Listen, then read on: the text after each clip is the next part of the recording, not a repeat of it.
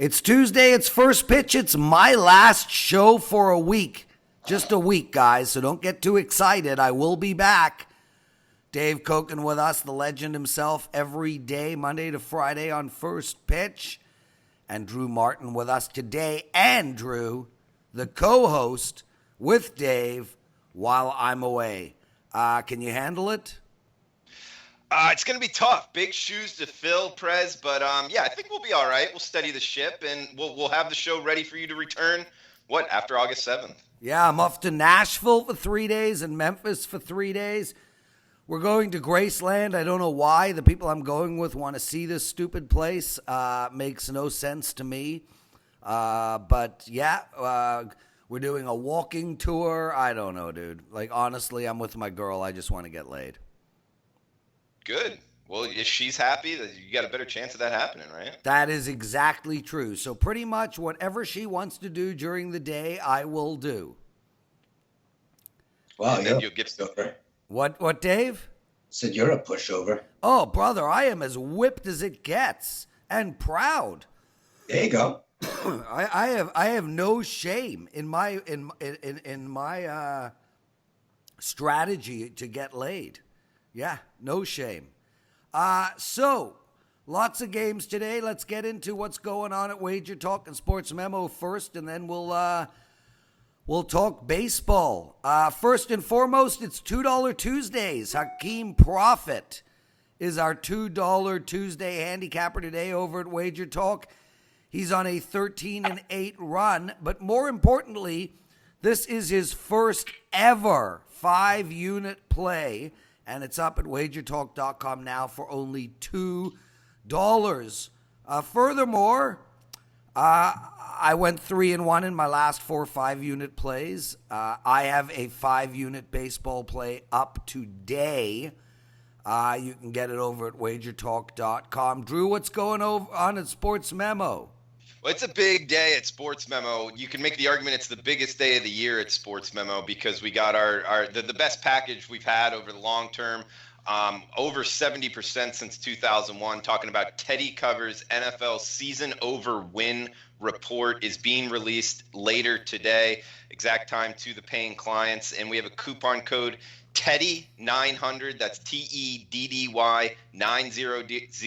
Teddy 900 will give you his NFL and college football full season service for just $900. No extra payments later, all the way through the national championship, Super Bowl game, all of his plays, including this package that he's hit. You've probably heard about it elsewhere. It's the NFL season over-under win report, and you can get it included in that full season service. Coupon code Teddy900. Check it out at sportsmemo.com. That's coming out later today. Also $2 Tuesday and Hunter Ingletart. He's up 25 return on investment, 25% year-to-date in MLB. So he's a $2 handicapper. You can grab that as well. Hold on a second. I mean, I know I am like one of the main owners of SportsMemo. We have a guy named Hunter Ingletart. Englehart. Oh. Yeah. Okay, that's quite the name. Yeah, no, he's a young guy. He handicaps MLB, and he's done it pretty well. So he's earned the spot to be the $2 handicapper over the last 37 days. He's number 1 and number 2 slots. So he's the $2 capper. Check it out. Okay, let's get to it. Dave Cokin, let's start with you like always. San Francisco against Philadelphia. I mean, San Fran has zigzagged the last 5 games. That's like a slump for them. This team is still rocking and rolling. They just beat San Diego, a 7-inning pitching performance by Baumgartner. They're up tonight. San Fran is the dog. Philadelphia minus 125. The over and under in this game is 10.5.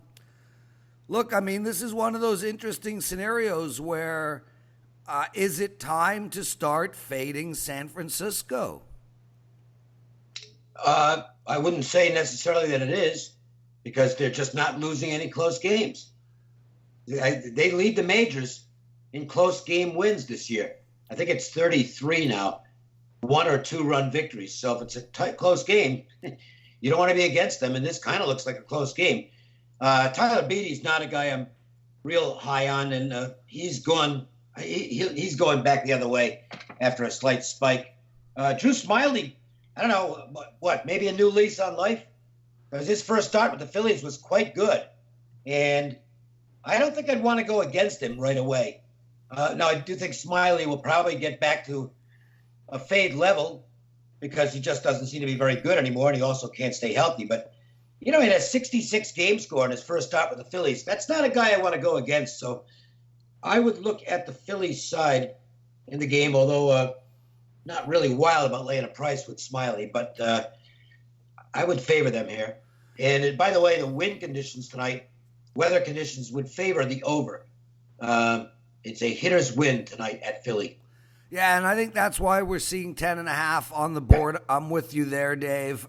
Drew, any thoughts on this game? Yeah, it's similar to Dave. Not a game I'm particularly interested in. I don't like Beatty. In San Francisco, you're right, it's tailed off a little bit. Not necessarily looking to bet on him like it was a week ago. Drew Smyly, he's had a hot start, but like Dave, it's tough to trust him, and laying a price here with him at over minus 120, I'm not really interested in. So didn't spend too much time on it. I was just passed. Washington hosting Atlanta tonight. It's basically a pick'em game. It's Tyrann versus Feed. Atlanta is minus anywhere from, it was a huge line move, actually. Washington came out at minus 130, and now it's gone all the way across to the other side.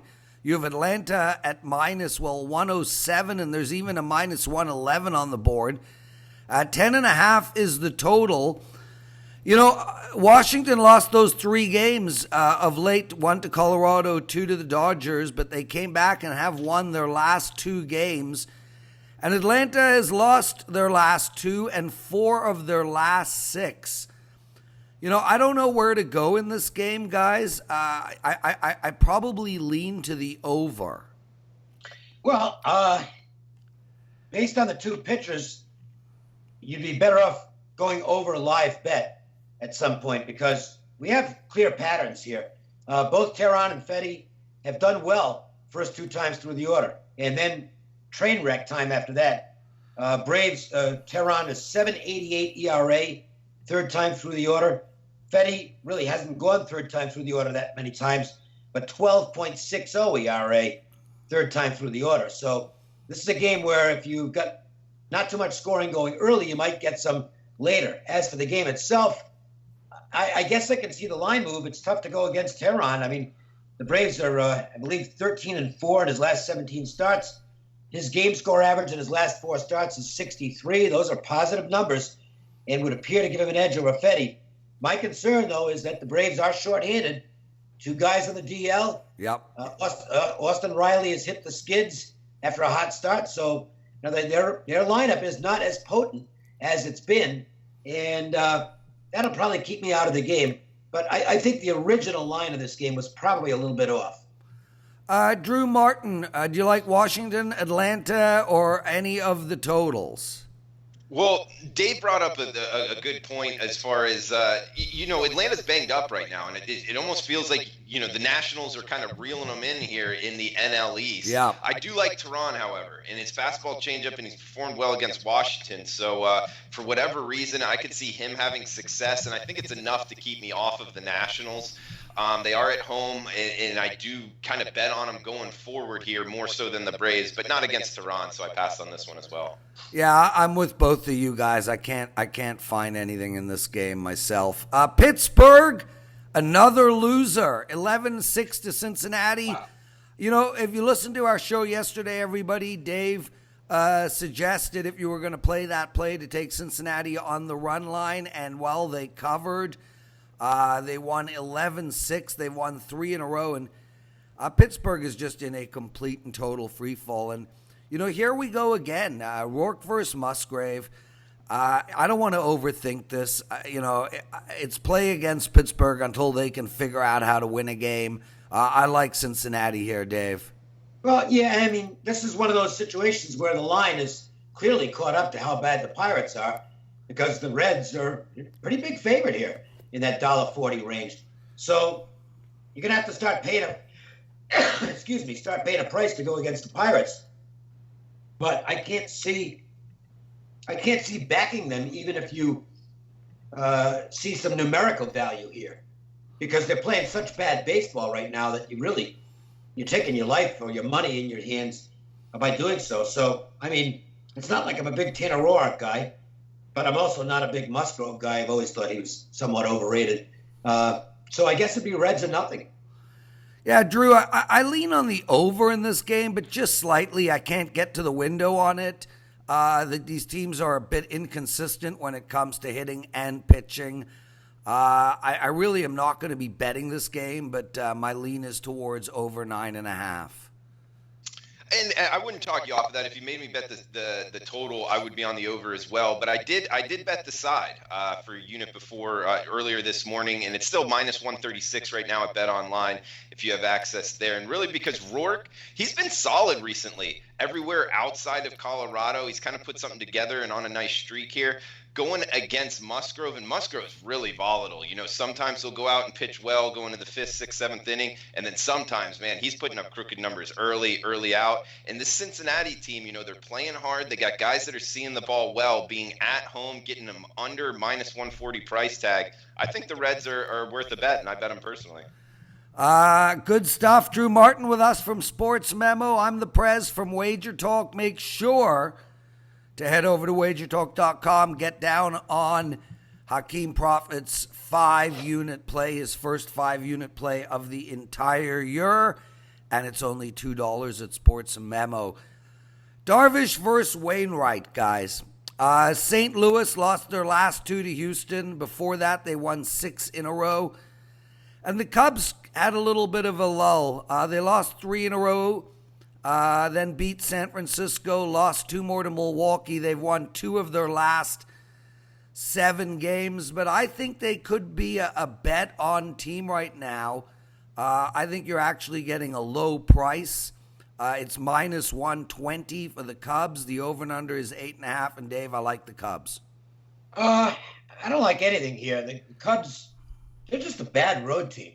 They have been all season, really, and they continue to be a bad road team. Wainwright is much better at home than on the road. Much better for the Cardinals. He's got a 59 game score average at home, which is it's not great, but it's pretty damn good. But there is one thing, and look, it's one of those goofy trends, but it is what it is. The Cardinals have been the worst team in baseball this year when they didn't play the day before. So a day of rest has not been a good thing for St. Louis. Dead last in Major League Baseball in terms of their record off a bye, so to speak. And these are the nuggets you hear on first pitch. So anyway, I don't know how to come up with an advantage there. The market seems to be favoring the Cubs for what that's worth. I'll add this to that, Dave. Wainwright has given up 11 earned runs in his last 8 innings, so that's a negative towards him. But you're right. He has pitched a lot better at home. And it's one of these, it's what do you want to factor in more? Because I think that there's a lot of stats pointing towards the Cubs, or some stats pointing towards the Cubs, some stats pointing towards the Cardinals. I like your stat as well. I believe Ralph Michaels tweeted that out earlier today as well. He's a good follow on Twitter. But Darvish, I just feel like, can pitch himself out of trouble a lot better than Wainwright can. You can see it in his strikeout rate. Plus the Cubs lineup I like more than the Cardinals at this point. So under minus 120, I like the Cards. The Cubs here. We're on the same page of this one. Guys, if you listened to First Pitch yesterday, Ralph Michaels was on. He gave out a trend on games under 13. It was 8-3 to the under, and now it's 9-3, Dave. We told you to bet under in the Colorado game yesterday. Colorado won the game 9-1. They're facing the Dodgers again tonight. You've got LA Dodgers. They came out at minus 150. It's now minus 147. And here we go again, brother. We have an over and under of 14 tonight. I'm going to stick with Ralph's trend and look to the under in this game. Freeland versus Urias, talk to me. Yeah, Urias will be he's not an opener, but he's probably going to go like 3 innings, they hope. And he's been really, really good first trip through the order, both as a starter and a reliever. So you would think the Rockies are probably going to have some trouble scoring early. Kyle Freeland's finally off a good start. They did not hold a parade to celebrate this, but they might as well have, because it's a pretty rare occurrence this year. He's had a disastrous campaign. But he is off a good start. Maybe he can build off that. I wouldn't bank on it, and I would probably look at the Dodgers here. The price is high enough for me to likely stay out of the game, but I would not recommend going against the Dodgers tonight. Drew Martin, Colorado finds themselves 18.5 games back on the Dodgers, so they're right in the thick of things. I think if they win tonight, they got a real chance. And I will point towards, Colorado's got a long homestand now. So if you were ever going to bet on the Rockies, might be the time with teams coming in, to Colorado. It's a tougher place to play. However, going against this Dodgers lineup, man, I'm just not interested in it. I don't think it's going to be making you a lot of money over the course of the rest of the season. So I passed on this one. Drew, Hunter Schmingle? That you can call him that, yeah. It's right up there on the front of the page, $2 Tuesday handicapper, Hunter Engelhart, I believe is his name. But even more importantly, talking about SportsMemo.com, it's the NFL season over/under win report, 70% win rate since 2001 from Teddy Covers. I'm going to be betting them, and it's released later today. So it's funny, Drew, because I bet them every year. Teddy's real good at those. Yeah, he went 5-0 last year. Yeah, he puts so much care and time into them. I've gone through the process with him. We've brainstormed together on it. I'm with you, dude. I mean, his over under win-loss record, it's actually unbelievable. Speaking of unbelievable, Verlander. Minus 120. Now it's minus 128. Over and under 8.5. He's playing Bieber tonight. This should be a really good pitchers matchup, to say the least. I look at this game and I think I'm getting 8.5 with these two pitchers on the mound. I'm just going to take the under in this one. Cleveland, they've won 4 of their last 5, and Houston. They've won their last 2 games and 8 of their last 10. I think this is going to be the game of the night, guys. Fun baseball game. Dave, talk to me. Yep, definitely the best game on the board. 2 quality pitchers who don't lose. The Astros, since joining the Astros, they're 42-20 when Verlander starts. And since he came up from the minors last year, the Indians are 28-14 when Shane Bieber starts. Yeah. It's an all-star matchup. And, this definitely on paper looks like a pitcher's duel. Interesting to note, the total hasn't budged on the game, 8.5 with the over slightly favored. And you know what? I think it's good. I think these two guys are really going to battle tonight. And I don't have a play on the game. I don't even have an opinion on the game other than the fact that this is the game I want to watch tonight. Yeah, and I mean, look, Bieber's coming off of a 9-inning gem against Toronto. And I'll tell you the reason ultimately the over and under hasn't moved is both teams are hitting the ball really well. Cleveland in their last few games, 6-9, 8-5, 4-1, 7-5. And Houston as well, 6-8, 3-4, 3-11, 5-6. So the hitters are hitting. Well, they are, but then those numbers weren't against Verlander and Bieber. Well, exactly, and that's why I lean on the under in this game. Drew Martin? Both pitchers lights out, like you guys were hitting on. I mean, you don't have to be a rocket scientist to figure that out. Verlander has been absolute lights out. Bieber, the last, 7 games, really turned it on, and he's pitched over 100 pitches in the last 7 games, which was something I was kind of looking to fade off of his 9-inning performance, just 1 hit against the Blue Jays his last time out. I was kind of looking to fade it just because he did go full game, but I doing the research, he has thrown over 100 pitches for quite some time, and it hasn't really phased him. So therefore, pointing towards the total, like Dave pointed at. I like the under 8.5. It's something I haven't bet. It's a game I'll be watching either way. But if you made me bet it, I would be on the under of 8.5. However, I will say this: I would still adhere to the under first 5.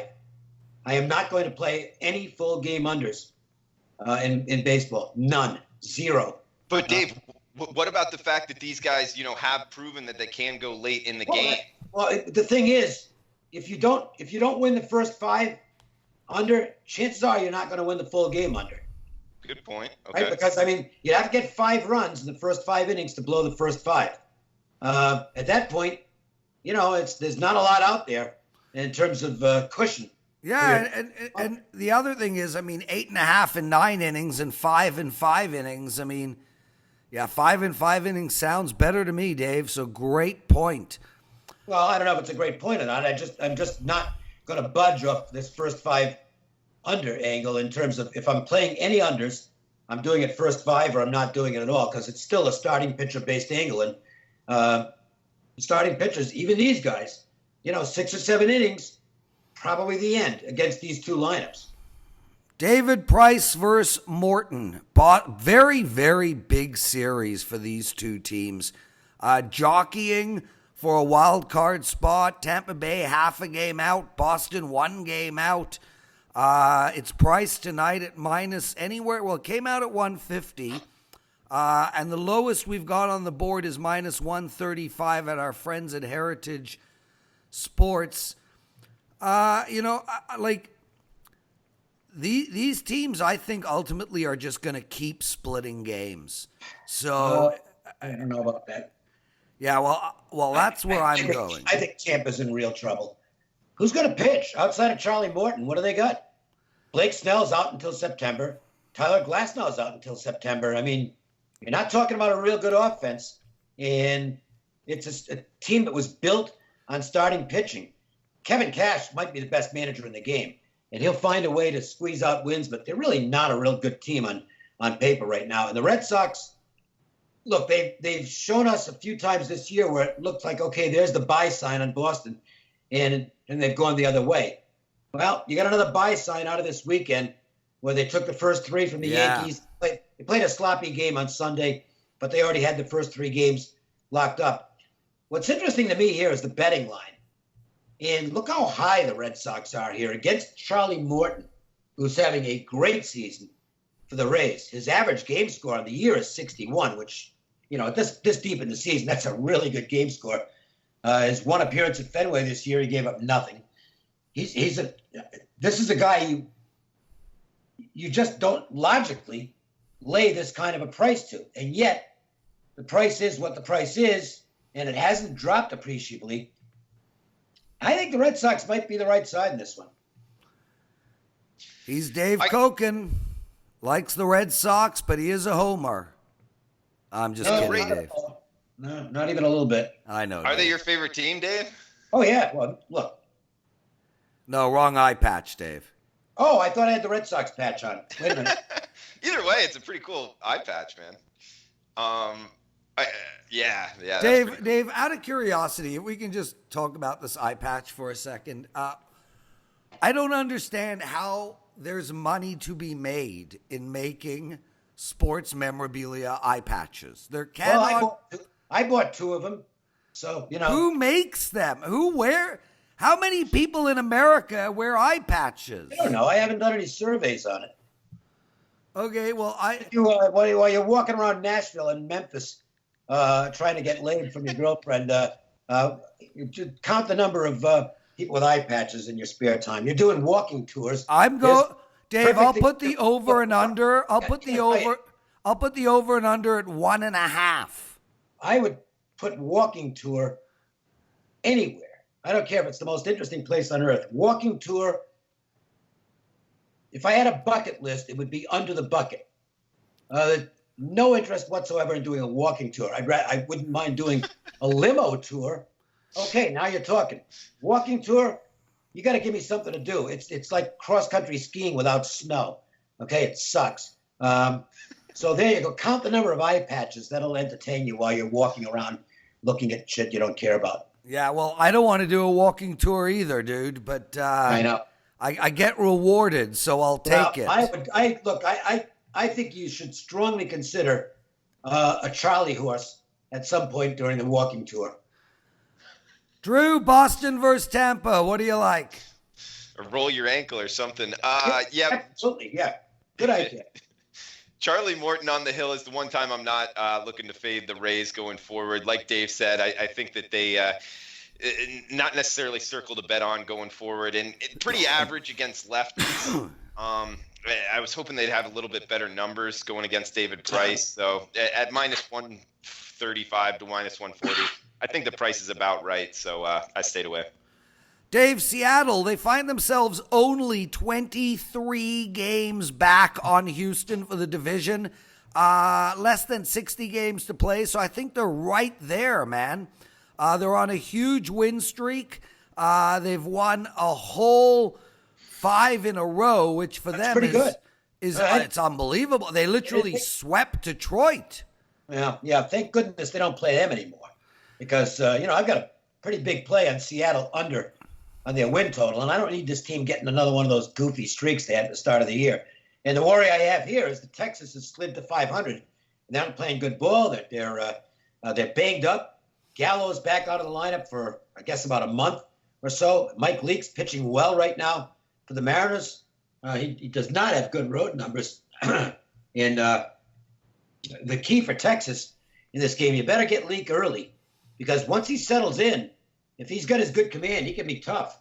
His numbers get better as he gets deeper into the game. Urano's something, not much to write home about there, although he did pitch well in his last start out was pretty good for what that's worth.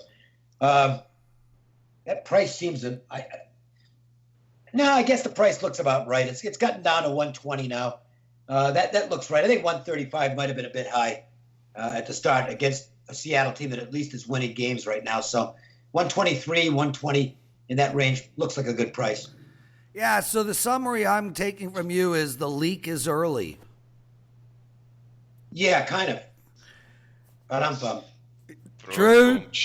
Drew, talk to us. Seattle, hitting the ball well of late, going against Texas. Summertime here at this ballpark, going against a pitcher that hasn't been very good. 11 and a half, I look over, something that I haven't spent a lot of time on this game, and I haven't bet, but if you made me bet it, I'd be on the over.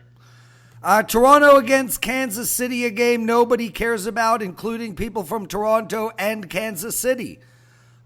Reed Foley versus Montgomery. It's basically a pick'em. Kansas City came out at minus 125. It's down as low, Dave, at minus 104 again at our friends at Heritage Sports. Toronto with a big win last night, 7-3. I don't give a shit. Go ahead, Dave. Line indicates the Royals. That's the only thing I'll say. Not going to get a bet from me. Drew? Nobody cares about the game. So. Yeah, I don't know. Montgomery going against a guy with 2 last names. I'm just really not interested. Don't know much about either one of them. Didn't spend much time on it. Pass. Montgomery did pitch well in his last start, for what that's worth. Detroit swept by Seattle, now on the road facing the LA Angels. Line came out at minus 250. It's been bet up. Not a lot, but we've got a 262 on the board. 263 at our friends at Bookmaker. Canning versus Verhagen. I can't even pronounce that guy's name. Over and under was 10. It's now 9.5. Another game I could care less about. Dave, talk to me. Well, this is really crazy what's happened with the Angels. I mean, they swept the Dodgers, and it's like, okay, they're in the race. And they promptly go out and lose 4-5 to Baltimore and Detroit. What are you doing? And effectively, I think their season's over. They're not out of the thing. They're, let's see, I guess they're 5 games out of the wild card right now, which, not even August yet. You wouldn't look at that and say, well, that's a death sentence. But you cannot give away this many games and not feel the effects of it. down the stretch. So I think the Angels have done irreparable damage to themselves in these last several games. They should get a win tonight. Verhagen has 5 career starts, never won one. I'm not even talking about him himself. His team, which is the Tigers, in his 5 career starts, 0-5. His game score average in those 5 starts is 32. There is nothing to suggest he's a major league pitcher. Griffin Canning has been inconsistent, which you're going to get out of rookies, but he probably should be about a $3 favorite here. I think the price is actually at $2.40. Where it opened, I think it was actually short. So Dave clearly likes the Angels tonight. Well, I think they're going to win. I'm not going to bet it. Well, I don't really bet that type of money. Drew, before we get into you, just a real quick reminder, $2 Tuesdays at both Sports Memo and Wager Talk. That means our featured handicapper, Hakeem Prophet at Wager Talk, and Hunter Schmunter at Sports Memo. Yeah, you'd think I would be able to remember the names of my own staff, but Talk about Engelhardt. Hunter Engelhardt, best freaking name ever. Well, it's the same last name as one of the more storied casino owners in Las Vegas, who's long gone now. But yeah, because all of us know that. Well, no, he owned the Imperial Palace. I stayed at the Imperial Palace when I was very young, which had one of the most awesome car collections that you could ever see. I mean, it was amazing. What I found at the Imperial Palace was it was very vintage. All the waitresses were over the age of 70 and forced to wear. No. You got a bad memory then, because I got to tell you something. They had some of the hottest cocktail girls in town. Okay, that might have been in 1930 when you were there last. Okay, well, quick story. This girl, and she was I was doing radio show with Lee Pete at that time at the Imperial Palace. And that was a great, Jay Carnegie was running the sports book. I mean, it was a good spot, okay? And one of the cocktail girls, I mean, she was blazing hot. Absolutely blazing hot. And I was, I wasn't the worst. I wasn't shy back in those days. I got around pretty shy good. now. Well, no, I'm just ugly now. But so it's like, okay, well, and we were starting to get a little bit friendly. Not that I didn't see a buy sign, but it's like, okay, well, I got to go for this anyway. So I made up my mind that I didn't know she had a boyfriend or whatever. I didn't care about that. She didn't have a wedding ring on, which is all that mattered. So I decided this particular night, well, I think it's a slow night. There weren't a lot of people in the book, and I'm going to corner her after the show and see what happens. So we're doing the show, okay? I'm not making this up. We're doing the show, and all of a sudden there's cops all over the place. Metro's in.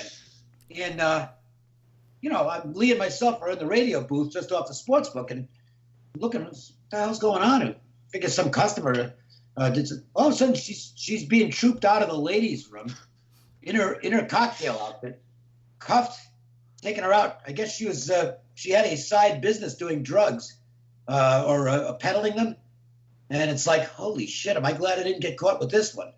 I don't know. I think she would have been a wild one-nighter, Dave. Yeah, you should have got in there earlier. But if cops are showing up, then that means they didn't just show up out of the blue. So a better story would have gone something like this. I was at the Imperial Palace. I hooked up with the waitress. We were in the stall of the woman's washroom, my pants at my ankles. Cops jumped over the stall, grabbed her, and took her off, and I didn't even get a chance to release. Well, that would be a made-up story and a bad one because you'd have got I don't know. Maybe it's just me, but getting laid in a bathroom in a public bathroom has never been something that I even remotely considered as hot. Okay, well, that was on my bucket list. It was off my bucket list at age 19. Go ahead and have a good time. Drew, Angels, what do you like? I forgot what game we were talking about here. Yeah. I like the story, Dave. Angels versus Detroit. I don't make up any of these stories. Okay? Oh, we know. Happened. We know, Dave. I never saw her again after that. I guess I assume she got fired. Yeah, well, yeah. I'm sorry you missed a night with a blazing hot Imperial Palace woman. Oh, she was really hot. Okay, you know what, Dave? Let's all have a 30-second moment of silence just to allow you to envision her. I can remember what she looks like. Okay, Drew, Angels versus Detroit. All right, Detroit, like we talked about, just got swept by Seattle and not playing good baseball at all. LA, not at all either. It makes me, Canning has had a couple rough starts as well. So, actually, at this price point, if you made me bet it, I'd be on Detroit. But another game, I'm just not really interested today. New York Yankees, Dave. J.A. Happ on the mound. They came out at minus 240. It's been bet down to minus 205 is the smallest number I can find at Grande. We have an over and under of 11.5. I don't bet unders in Yankee games, and frankly, Dave, I'm not going to bet against them either. No, I wouldn't go against them. Clark has not shown that he can pitch at this level. It's as simple as that. He's getting knocked all over the place, and the Yankees have the offense to do some serious damage.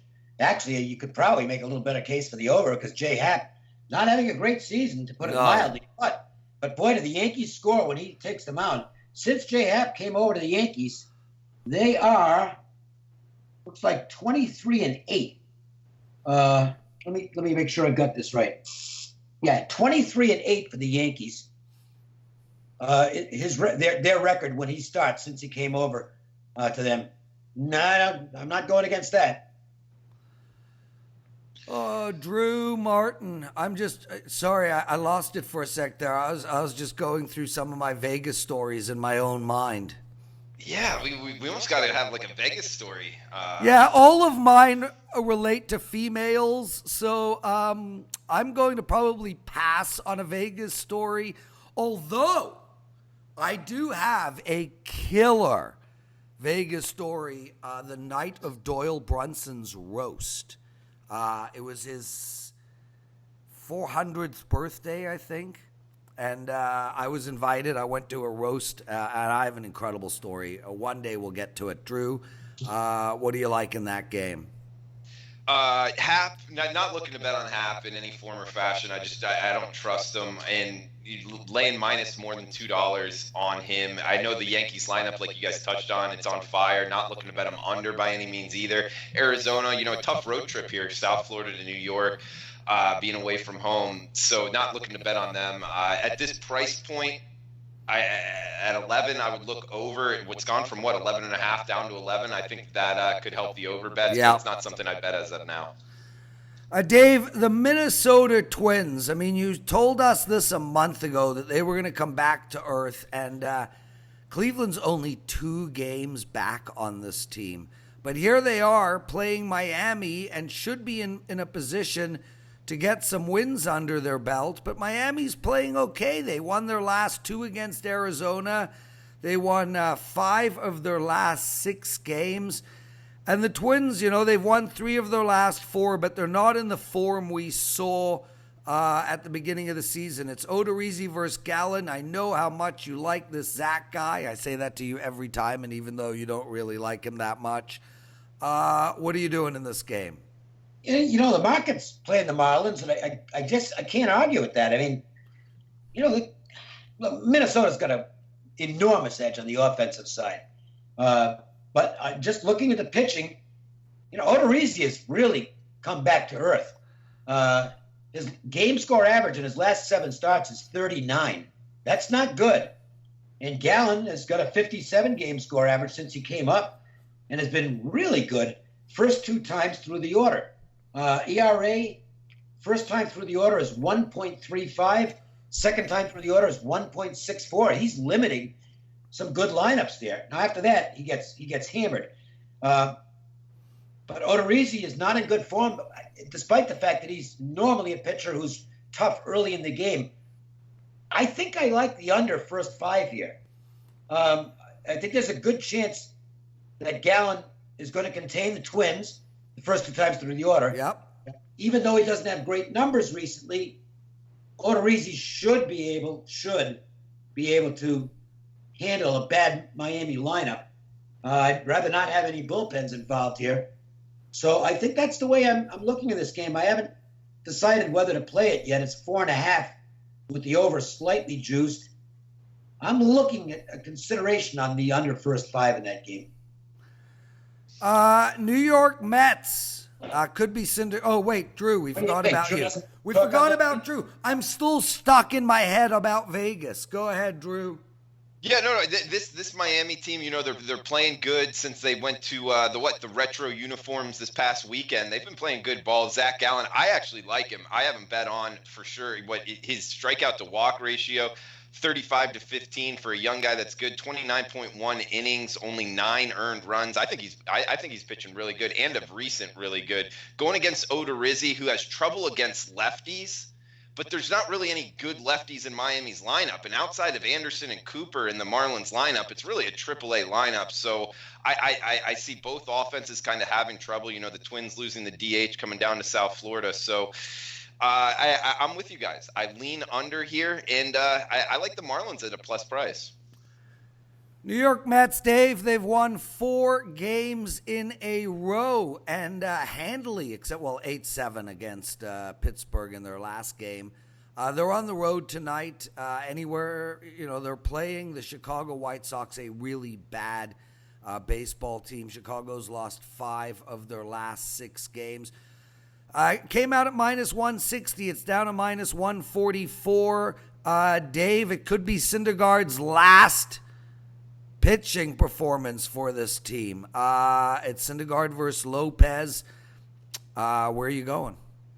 Nowhere. I don't know what Syndergaard's mindset is. I can't, I think he probably wouldn't mind being traded because they keep dangling him out there, and that's unsettling for a pitcher. Who knows what's going to happen in the next couple of days. Reynaldo Lopez, who isn't very good, but at times just gets really hot. He's in one of those roles right now. Yeah, he pitched great last game. Last 3 starts. Yeah. Game was 69 in his last 3 starts. I'll wait for him to get back to being Reynaldo Lopez because right now he's on fire. So it's maybe another game where you could look at the under, although I would not trust Lopez in that role. So I'll stay out of the game.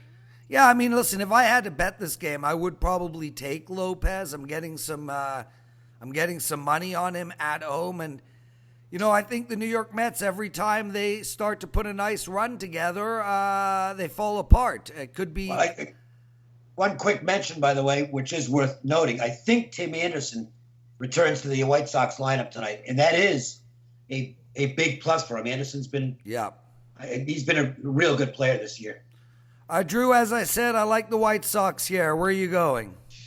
I don't know, Syndergaard on the hill, and I do like the lame duck pitcher kind of aspect, pumping the brakes on betting on Syndergaard just because of, he doesn't know where he's going. But the New York Mets, defensively, you can make the argument they're the worst in MLB. Defensive efficiency, right up there with the Mariners, just not very good. But Syndergaard's strikeout rate, I think, kind of helps him out a little bit there. It's just the price is a little bit too much here on the Mets, over minus 140 now. So that's what kept me off of it. But good point by Dave. Anderson coming back, that's going to help the White Sox going forward. I don't know that for sure, but I think he might be back. I would check the lineups in that game. He had 4 rehab games, and that should be enough. I don't know why he needs more at bats at AAA. One more game to go. Before that, I just want to let everybody know, because I keep them abreast of my life. I just finished the Jimmy Page biography. It was awesome. Not one of the best. I liked Robbie Robertson's better. Same with Springsteen. But I started last night the Pink Floyd biography, and for anyone who knows, I am completely obsessed with Pink Floyd, specifically David Gilmour. So I'm pretty pumped about that read. Oakland playing the Brew Crew. Oakland came out at minus 140. They're down to minus 118 at 5 dimes. Both teams are just in the thick of things. Milwaukee 1 game out in the National League wild card spot. Oakland holding the American League final wild card spot by half a game, with Tampa Bay and Boston right on their heels. Every game right now for these two teams are important. Milwaukee's won 3 of their last 4. Oakland's won their last 2 games. We've got Bassett versus Hauser. I'm going to take the home team here, Dave. I'm not interested in Adrian Hauser, who's been bad for the Brewers. Bassett, you don't know what you're going to get for sure, but I can tell you this, he's been really good first time through the lineup and then really not good second time through the lineup. So this is one where you might be able to play around with it in-game. It's a chance where Oakland has a very good chance to get an early lead. But after that, Milwaukee might be live to catch up. So that's kind of what I'd like to see is maybe Oakland get a 2 or 3 run lead early. And it might be one of those shots where you can take a big price and hope for the best in terms of a comeback. Drew, take us home. Yeah, I like Oakland at home as well, but Bassett, he's kind of had some volatile performances here. One against Seattle and one against Houston his last couple outings. So that's something that has me pumping the brakes on just laying it here. Just only a minus 120 price tag. That's the reason that kept me off of it. But yeah, Milwaukee and Oakland. How about this NL Central, man? It's going to come down to the end. So it's just what kept me off of it here as far as Bassett, the volatility of late. But if you made me bet it, I would be on the A's. He's Drew Martin from SportsMemo.com, Dave Cokin from Wager Talk, me from Wager Talk. Guys, I'm out. I will see you all on either August 7th or 8th. I can't remember when my plane is coming in, but Drew, I think I'll be good to do the August 7th show. Drew Martin will be hosting for the rest of the week. Wednesday is Dwayne Bryant. Thursday is Tony Finn. And, of course, Friday, our signature show, Brian Leonard. You guys are awesome. I'll see you in a week. Great, outstanding show. Take care of yourselves. Prez, out. Have a good trip.